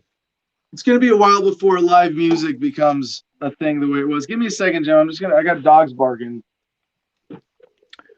Yeah, I faintly heard him in the background. It's no big deal, but okay. Don't be a statist coming in saying Darwin was a very smart man. I trust his theory. I'll take the natural selection route. I take my evolutionary L for the strength of the whole. I don't know. I'm not sure even what you mean by taking the evolutionary L for the strength of the whole. I don't know. I had to think about that one. This is the one I was going to read. 1054 doesn't take clairvoyance to see the state tracking those who reject the vax. Then media will focus on any who show COVID signs, real or imagined, and the stater tots will be even more convinced. Stater tots, I love it. I love it. I had to read that twice. I was like, oh shit, that's good. Now, to the bigger point here, in that COVID block, I touched on, the various ways that we're going to be manipulated, and I put that comment back up again, Jim, please. So what 1054 did here, quicker than I could in my analysis, is point out some really specific ways, and I think this is worth considering and underscoring this. So the state tracks those who don't. The state isn't going to track those who reject the vax, but we have a national database for our contact tracing apps. it might be something like that, right? Media focuses on anybody who shows COVID signs, real or imagined. Yeah, it's interesting how government and media have like different opportunities in the manipulation here through their platforms and how their messages are received, right? But could the media be doing it, be taking that angle? Yeah, sure. But yeah, we could examine just that subject in hypotheticals for hours. I mean, to me, it'd be fun. Maybe a little bit of a masturbatory exercise, but to examine all the ways that they are going to, use that bullying to get as many people into compliance as possible. Yeah, definitely. Bullying through deception and coercion. Word. Mary Wildfire sent that video through the Producers Club, so I'm gonna stay away from the Producers Club for a minute. The video of the little girl throwing their doll down for not getting vaccinated. Well, what is it? Is it a quick one? I don't know. I haven't pulled it up yet. Let's pull it up. Let's do 30 seconds at least, if it's not much longer. Yeah, it's 12 minutes. The Ooh, whole video is 12 minutes. I would have to look and see where she actually does the. Can we watch like the first 10 seconds and then skip to like maybe 8 minutes in? Then I don't know. Is it where we'll come back to that later? Maybe someone's got a highlighter. Fine, Jim. See if you can find a shorter version of that, like a minute or less, and we'll play that on the show. Yeah. Okay. All right. So, doesn't sound like we've got more sort of contest entry comments here. So I want to remind the audience that we're having a bit of a navel gazing day, and in December, taking the time to level up Adam versus the Man. Now that we've gathered, I think, a great sort of initial investment of resources. And the first question that I want to ask is, what is the value that people get from watching or listening to the show? Aside from sort of obvious, what I take as my journalistic responsibility to give you guys, a fair overview of current events, so you're going to be reasonably informed. But then, how do we add more value? Do you want the show like this so far? We haven't given a whole lot of thought to, reading the news with Crazy Adam every morning. You get to, or whenever it is you get to enjoy the show, and we've done some panels, but we haven't really gotten stricter or regular with that. Maybe doing more segments or more consistent audience interaction, whatever it is. And so today's contest to win membership in the Producers Club is to just give us a comment or call in with, what do you get out of the show? What value do you get from being a part of the Adam versus the Man community and audience? And then where do you want to see us go with that? Where else could we add value, or what should we focus on? And I think as the way to open this conversation for December, this is the kind of right foundational question. Right? Yeah, Jim. Cool. Yeah. Yep. Sorry, I was distracted. I found like a minute of that. It's the same video, but I just fast forwarded to the part where we can play. It's from High Impact TV. You know that channel. High Impact Flicks. Yeah, man, do it. Roll tape. Roll tape, sharing audio and everything.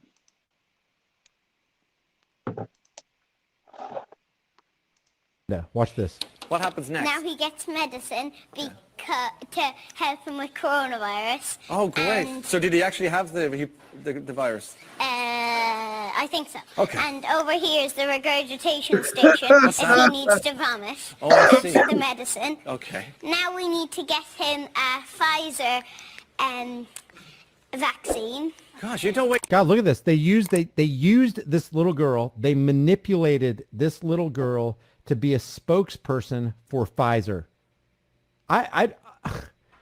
This is only a minute and 18 seconds.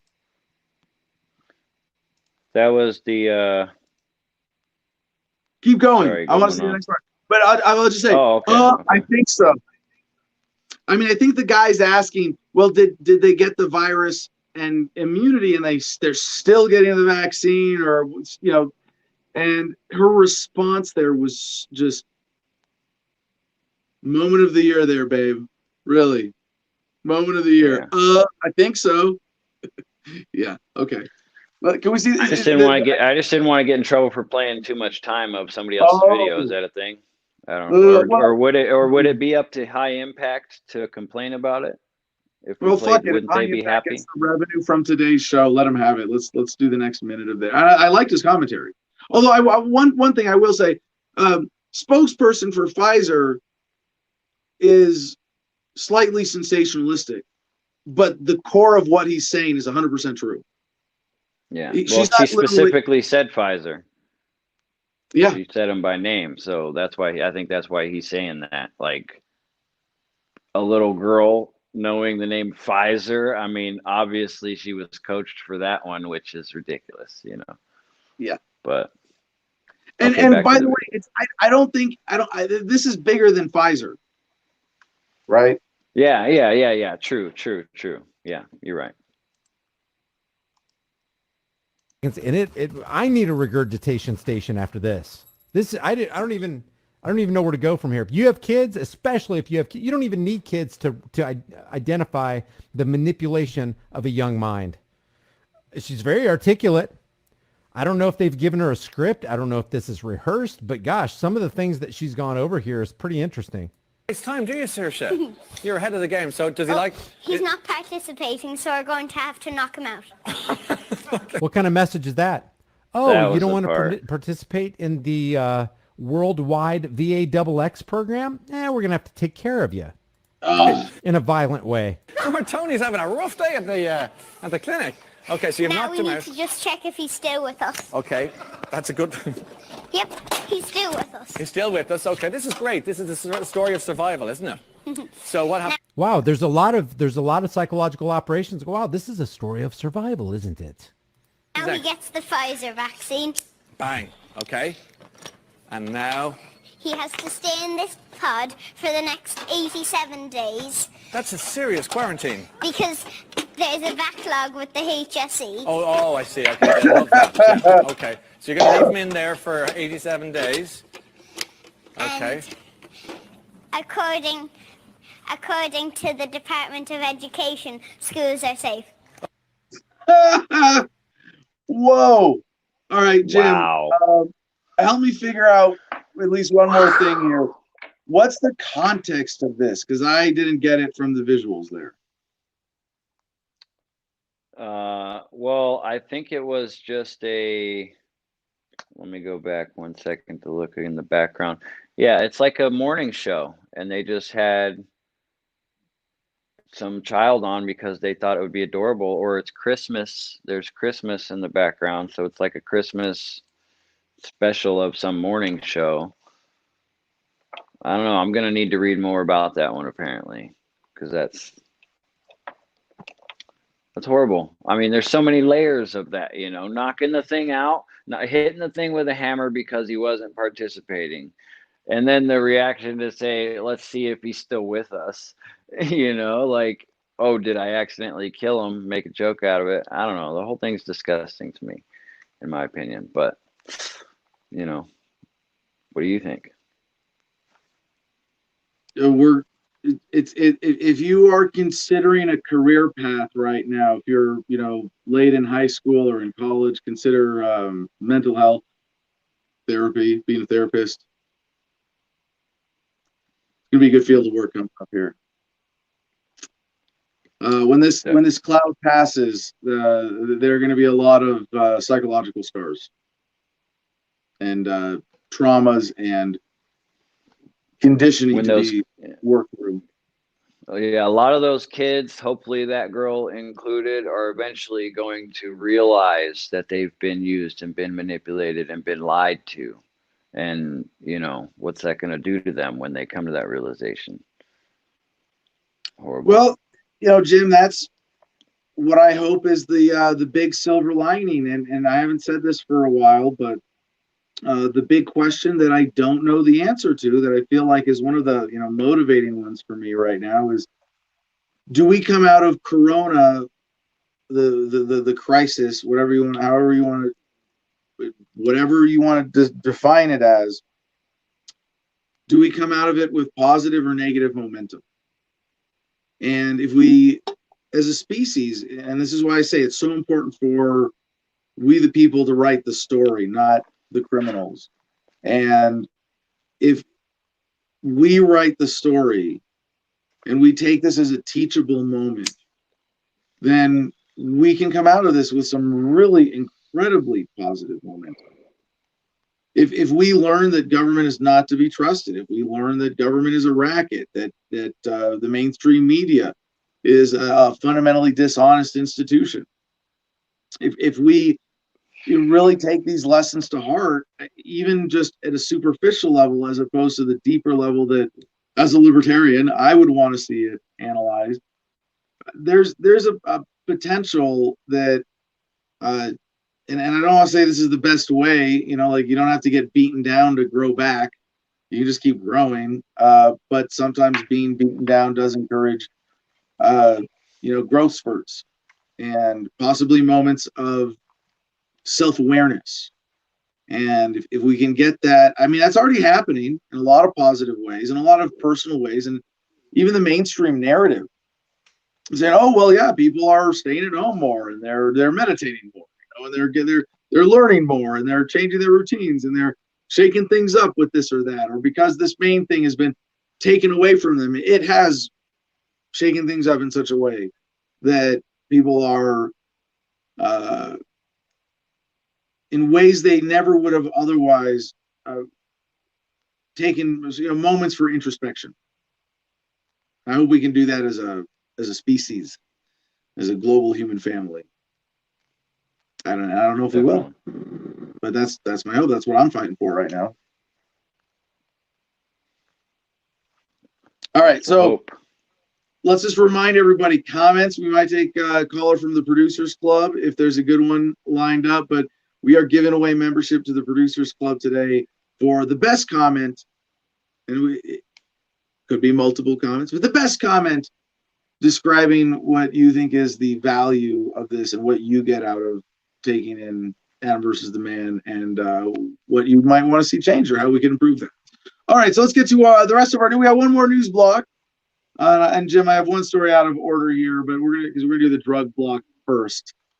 I told you, Canada. Okay. We start with the Forbes story. I've got like 10 stories left here. I think we're gonna do it. We're gonna get to everything today. So Forbes.com has this headline: cannabis shows potential to help and harm in coronavirus cases. Experts explain why. And this is great. This story is actually from August, but I was asking the question in one of our Telegram chats, what are they trying to say about cannabis in all of this? And is cannabis, does being a regular smoker specifically make you more or less likely to get corona? Now, it's not maybe necessary. I don't think we could, scientifically, it would take a lot more analysis and data to tease out something that specific. But we should know from data that we have now if corona trends higher among cannabis consumers or lower compared to the general population. And for those who do get it, I guess, well, does it make symptoms better or worse? And for those who are getting, another relevant data point we should have decisively right now, but don't. We can grope towards this truth from the information that they allow us to consume. But we should have a number of percentage in terms of hospitalized coronavirus patients. How many of them are regular cannabis consumers? Now, it's not the most important data that's being hidden from us, but I want to know, and it kind of bothers me that we don't. But we can see, as this article points out, that there are ways it can help and hurt. So obviously, if you're licking doorknobs or sharing a pipe with someone or a bong who's got corona, it might not be helpful that way. If you're aggravating your lungs, if you're doing it in a sort of reckless way, you might be creating some vulnerability or some weakness there. But anyway, of course, then I would want to I rant about all the things I know about how cannabis is a universal wonder drug. and a lot of times as I've been reading these stories, well, COVID could do this and COVID could do that, and you go, well, have you heard about CBD? Have you tried smoking pot? Like, and I get it, if you're on a ventilator, that might not be practical, but if you're doing it conscientiously, with edibles or vaporizers, where you're not taking whatever that risk is of inhaling combustibles, the negatives or the downsides are pretty minimal compared to the incredible upsides. So since coronavirus outbreaks first started to make the news, cannabis consumers have been wondering whether cannabis will hurt or help with COVID. While few had answers early on, more research has been pouring in over the last few months. Still, strangely, the research points in both directions, suggesting that cannabis might have potential to both help and harm in cases of coronavirus infection. Most of the new evidence points to CBD or terpenes from cannabis as a treatment for cytokine storms. I know that word sounds like it's coming from a conspiracy theory website, but it's just your regular dishonest mainstream media, Forbes.com. Cytokine storms, the dangerous over-elevation of cytokines and inflammation that has led to the deaths of many COVID-19 patients. But some research also suggests that general cannabis use might increase the risk for COVID-19 patients. Experts say that both lines of research could be pointing to the truth, with cannabis impacting patients differently depending on how it's used and how severely they are infected. The main body of research suggesting cannabis might help points to CBD as a potential treatment during severe cases. And if you don't know, like, look up CBD. At least pull the Wikipedia page if you're not sort of at least vaguely familiar with what CBD is, because it is truly a wonder. It's a drug. I mean, it's not a drug if it's not a substance like nicotine, alcohol, caffeine, but it's effectively the way we use the term. It's a drug, CBD, that is it has a psychological effect in the mildest of ways as a relaxant. But there's no high, there's no buzz to being on CBD. As far as I know, maybe someone's figured that out. But you're taking that extract out of the cannabis plant, and there's so many incredible benefits. Of course, it's going to help with that symptom and that. So anyway, cytokines are proteins in the body that play an important role in our immune response, increasing inflammation in reaction to infections. This is crucial in fighting off infections, but sometimes in severe infections, the body goes too far and releases too many cytokines into the blood too quickly. This is a cytokine storm and can be really dangerous, causing high fever, too much inflammation, redness and swelling, severe fatigue, nausea, difficulty breathing, in some cases death due to organ failure. So let's see, because I want to, it goes on because there's so much here about CBD in beneficial treatments for COVID-19 symptoms. And it really is a suppressed drug, because and just cannabis in general. This is one of the most important things about understanding the story of cannabis in America, the drug war, where a plant was kept illegal, made illegal. If you go do the history, William Randolph Hearst, paper industry, hemp versus cannabis. I mean, they shouldn't have even gone to this level of prohibition based on that original incentive in the first place. But now you have pharmaceutical industries, companies who in the industry want to have patients, not cures. And a lot of these natural things with cannabis and the two other big ones that I think are immediately relevant as we come to the end of the beginning of the end of the war on drugs, psilocybin mushrooms and MDMA, which was originally developed as a therapy drug, and it is the thing about MDMA. Like, I'm not going to bullshit you about cannabis. It's not a cure for PTSD. I don't think ever by itself. It is a way to control symptoms, and that may empower and create the space and enable someone to process their trauma in a way that effectively cures them of PTSD, right? But MDMA, the way they figured out 2 sessions with a therapist 2 weeks apart is effectively a cure for PTSD. And you go, that's illegal? And you want to tell me you give a fuck about veterans? No, I don't think so.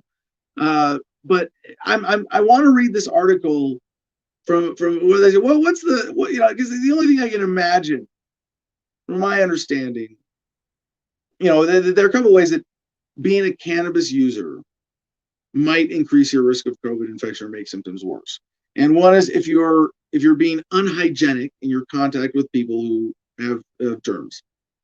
I'm part of the saliva sisterhood of smokers of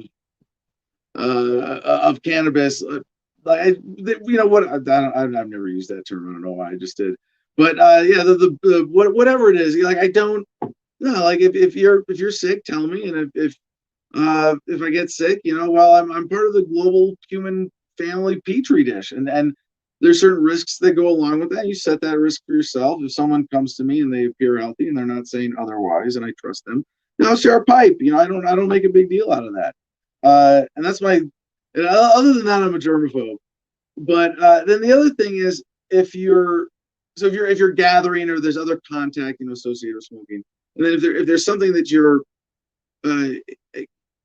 creating some, you know, aggravation in your lungs that might make you more vulnerable. And so there is like this, I got to put out the cautionary note if you're a cannabis smoker and it's COVID season and it's convenient for you to switch to vaping or edibles, might be a time to consider that. All right, so here's cannabis may increase risk for COVID-19 infection. Unfortunately, some research has pointed in the other direction as well. A recently released study found correlations between using cannabis and contracting COVID-19. The study done by researchers at the University of Western Australia compared cannabis use in the US with COVID-19 infection rates and found that the two were correlated with cannabis use tied to an increased risk of the disease. Now, what they're saying is that there's more infections in areas trending with cannabis consumption. Now, not proving causation, just correlation, as opposed to a more definitive statistic that we should have and we don't, which is, like I said before, of COVID-19 patients or serious patients, you know, how many are cannabis smokers compared to the general population. But this is at least pointing in the direction that, you know, and then what they're trying to say is that cannabis thus joins tobacco as a SARS-CoV-2 risk factor. So still other experts have critiqued the study, which is yet to be peer reviewed, saying it doesn't truly tell us much about cannabis and COVID's connections. So again, you can consider, you got to weigh these factors from a practical perspective for yourself. And as with so many other things in life that government wants to decide for you instead of letting you think for yourself. So I mean, I look at this and go, you know, if you're a cannabis smoker, you know, it's probably not significant one way or another. If you're experiencing symptoms, there are some incredible opportunities for treatment of those symptoms with cannabis and cannabis derivatives, and you owe it to yourself to not consider those, because that's what the authorities expect you or want you to do. They want you to go to your doctor and take your prescription meds and not look into alternatives. And cannabis has just been an incredibly liberating plant for so many people. It is really sad to look back at the history of the drug war and see how much we have suffered, how much pain humans have experienced, particularly Americans, who are being denied access to this plant for no good reason. Related to that, as we've covered on this show, 2020, big year for cannabis legalization in the United States. As I said, the end of the beginning of the end of the war on drugs. And while the change in the US was perhaps incremental policy-wise, our home state of Arizona here becoming recreational from medical, and really, you know, a relatively marginal step there, barely legal. But there seems to be a critical mass achieved now, where the hang-up around, one, cannabis in particular, because that's the big one, obviously, but really around all drug use. It's changing, it's improving. We're finally growing up about this, getting past being Karens in the age of the Karenavirus of all times. But I do see this happening, you know, on a longer timeline of social evolution and awareness, where people, first of all, were able to look at drugs and drug usage scientifically rather than through fear mongering and propaganda. and politicians. But also, we are sort of changing our attitude towards other people's drug use in terms of, one, we're just respecting that other people own themselves. You don't get to choose what drugs other people do or don't do. That's their choice. You can choose how you respond within your rights, and you can defend yourself if someone makes themselves a threat. But we go look at, with any kind of honesty, what drug is the greatest threat in terms of creating conflict and violence and hostility? Alcohol. And now, could government make it illegal? Well, they did for a while, but now I see this momentum just gathering. And the next headline is from The Hill. United Nations Commission votes to remove marijuana from list of most dangerous drugs. You go, wait, what? The United Nations? Yeah, they were a part of the racket too. And it was this is the sort of global phenomena of the drug war, and how all of these, banking, corporate entities who are the main profiteers of this war are able to really extend this over the entire world. And you could dedicate a lifetime to understanding just the destructive global implications of the drug war and its relations to the military, and let's just say poppy seeds in Afghanistan, which gets us to our next article with a couple bounces off the walls. Washington Times: LSD use in the ranks prompts testing at USMC base. The Marine Corps is conducting random drug testing at one base in North Carolina because of reports that personnel there are using the hallucinogenic drug lysergic acid diethylamide, better known as LSD. The 2nd Marine Division in Jacksonville, North Carolina, hoorah, has conducted nearly 4,000 random tests for LSD since the start of the summer. Woo! Major General Donovan, the division commander, said the recent rise in LSD use among sailors and Marines on the base has prompted them to change how they test for illegal substances. Yeah. Because of the spike in LSD use at Lejeune, random testing is now an option. We have a drug problem in the 2nd Marine Division. We are committed to identifying the violators of our ethos. The vast majority of Marines within the 2nd Marine Division routinely uphold our core values, and they deserve to know that the Marines to their left and right are doing the same. I'll spare you today the rant about what it means to be a warrior instead of a soldier, but I am more reminded here, honor, courage, commitment, the Marine Corps principles. Yeah, right. There's nothing honorable about volunteering to kill for politicians. Sorry, fellas. And when I the bigger thing that I'm reminded of here is the Bill Cooper bit.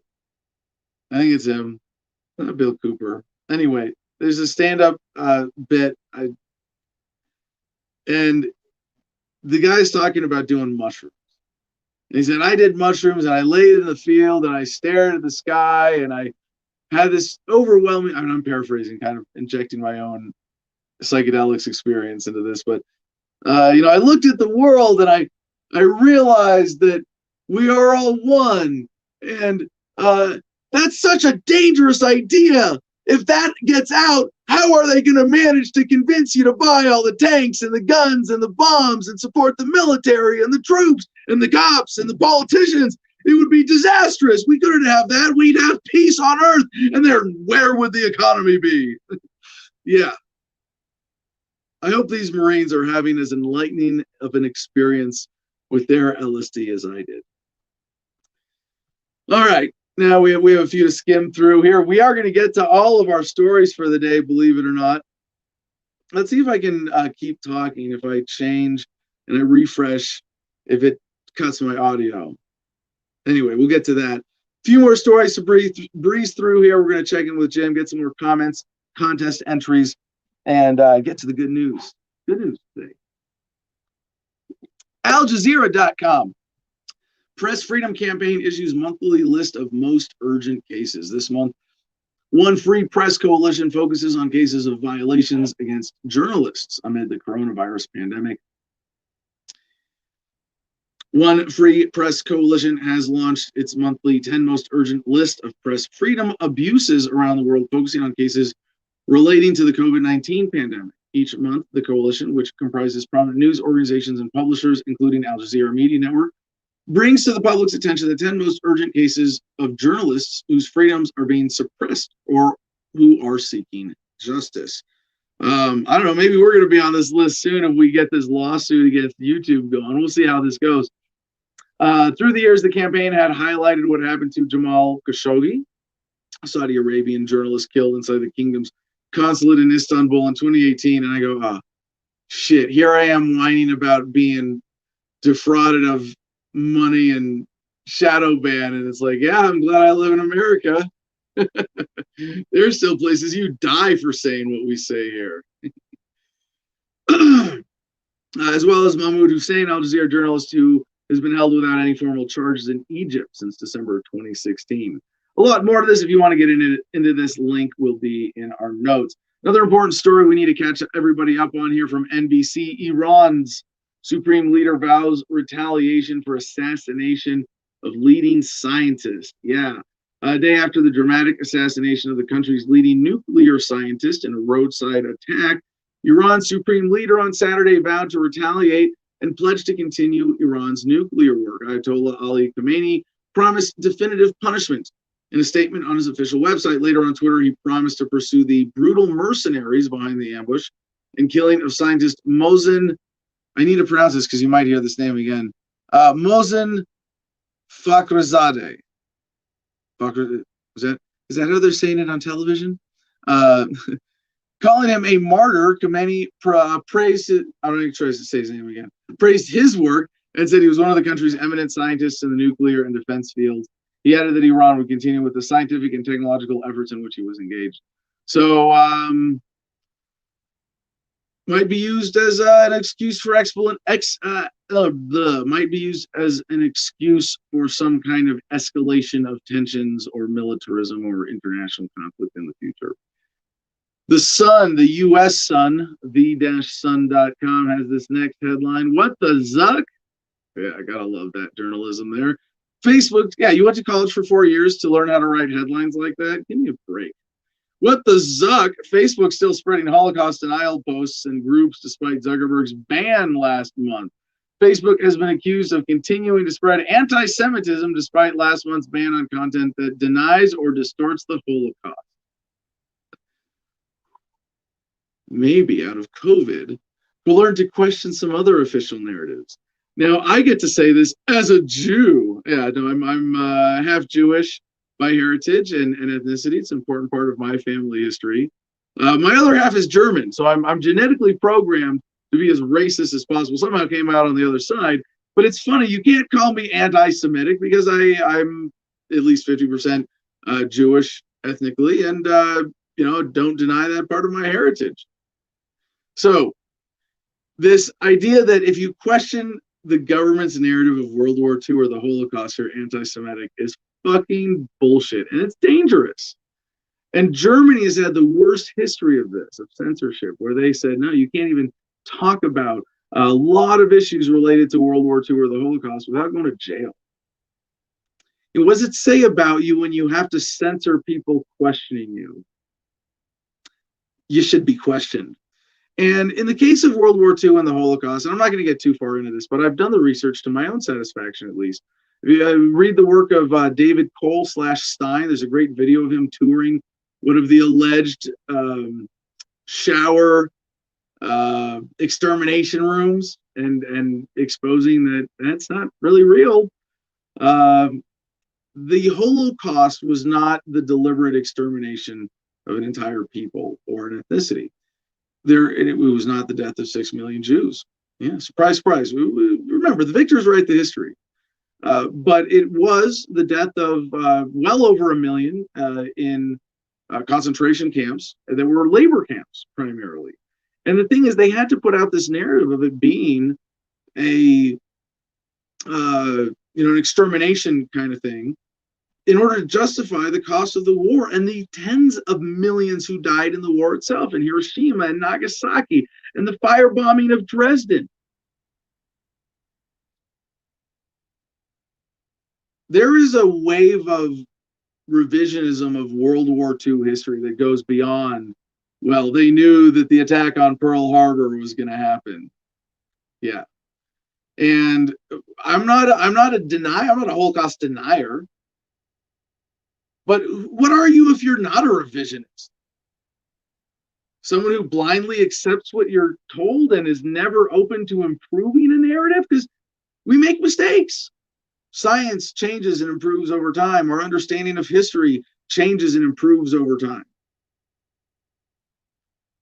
It makes you wonder who is holding us back in that process and what are their motivations.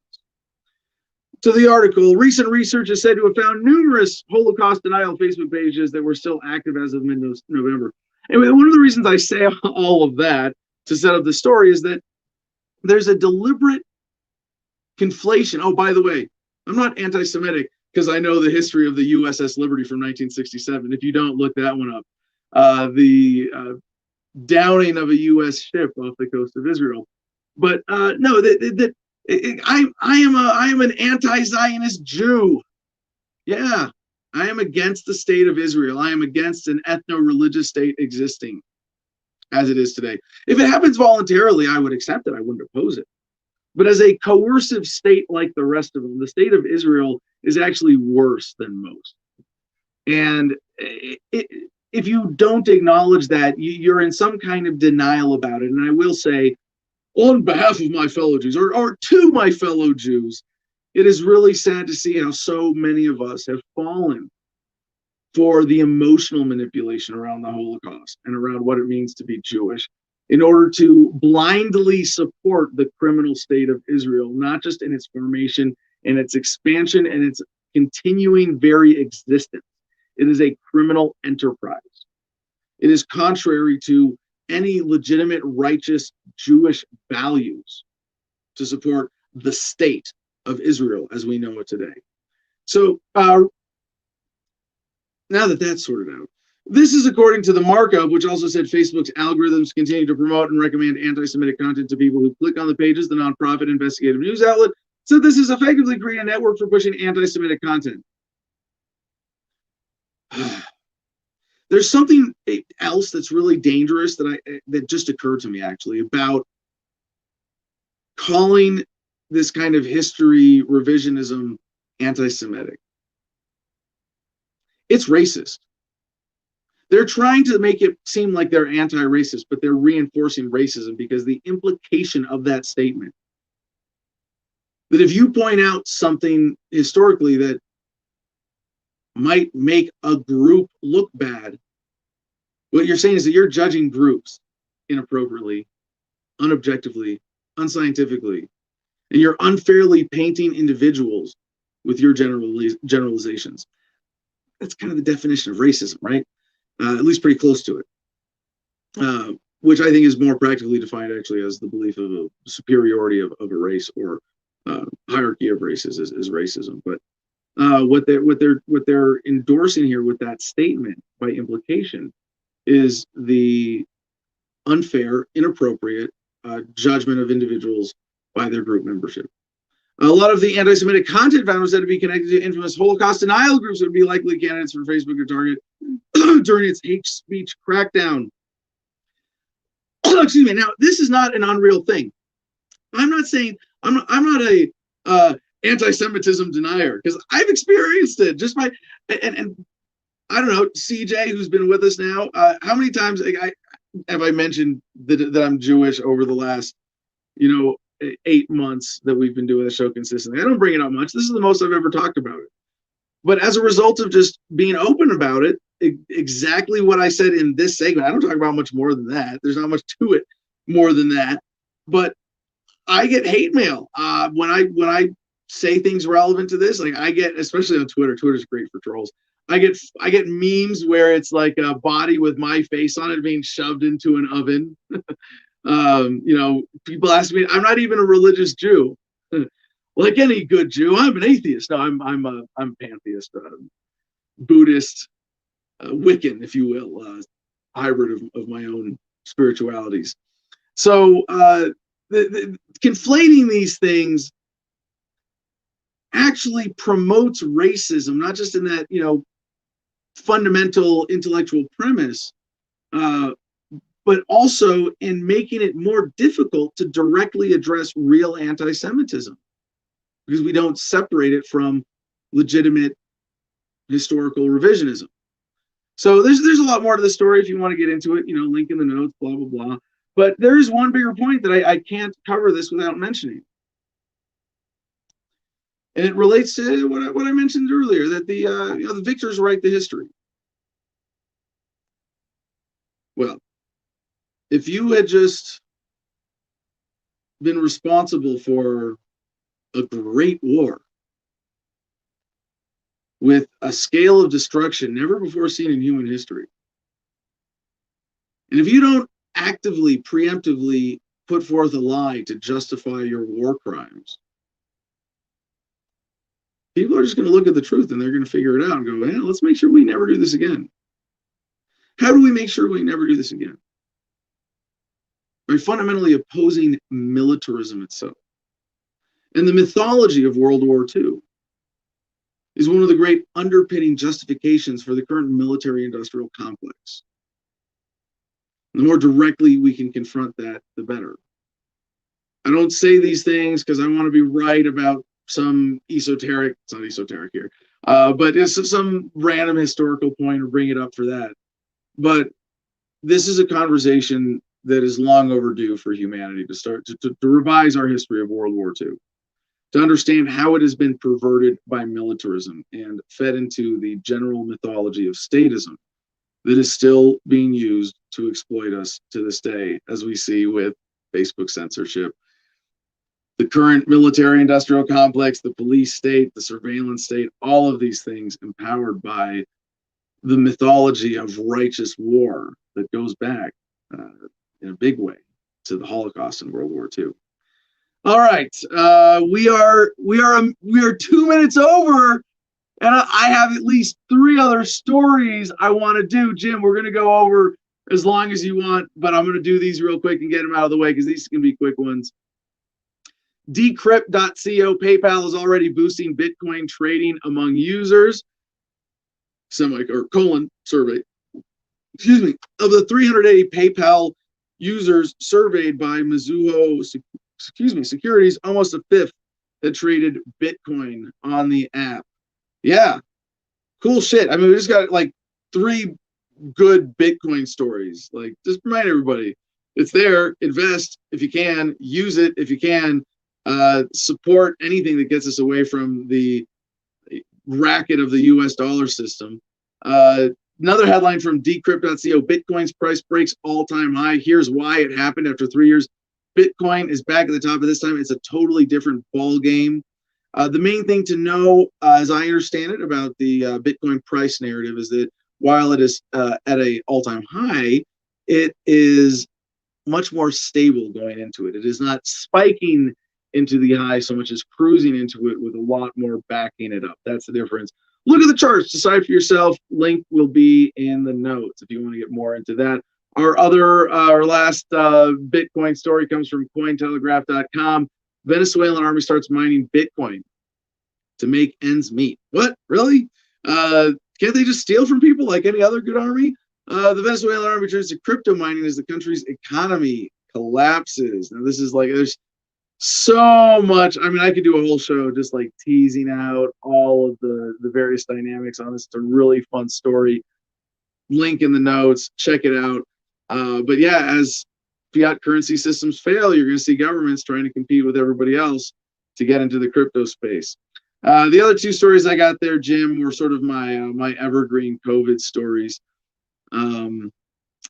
But let's get you back on stage, wrap things up with some comments, check back in with the audience. What do you got for us, Jim?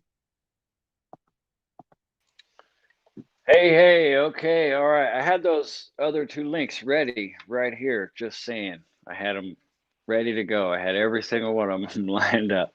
Well, I had to do them in sections, but I had them all there.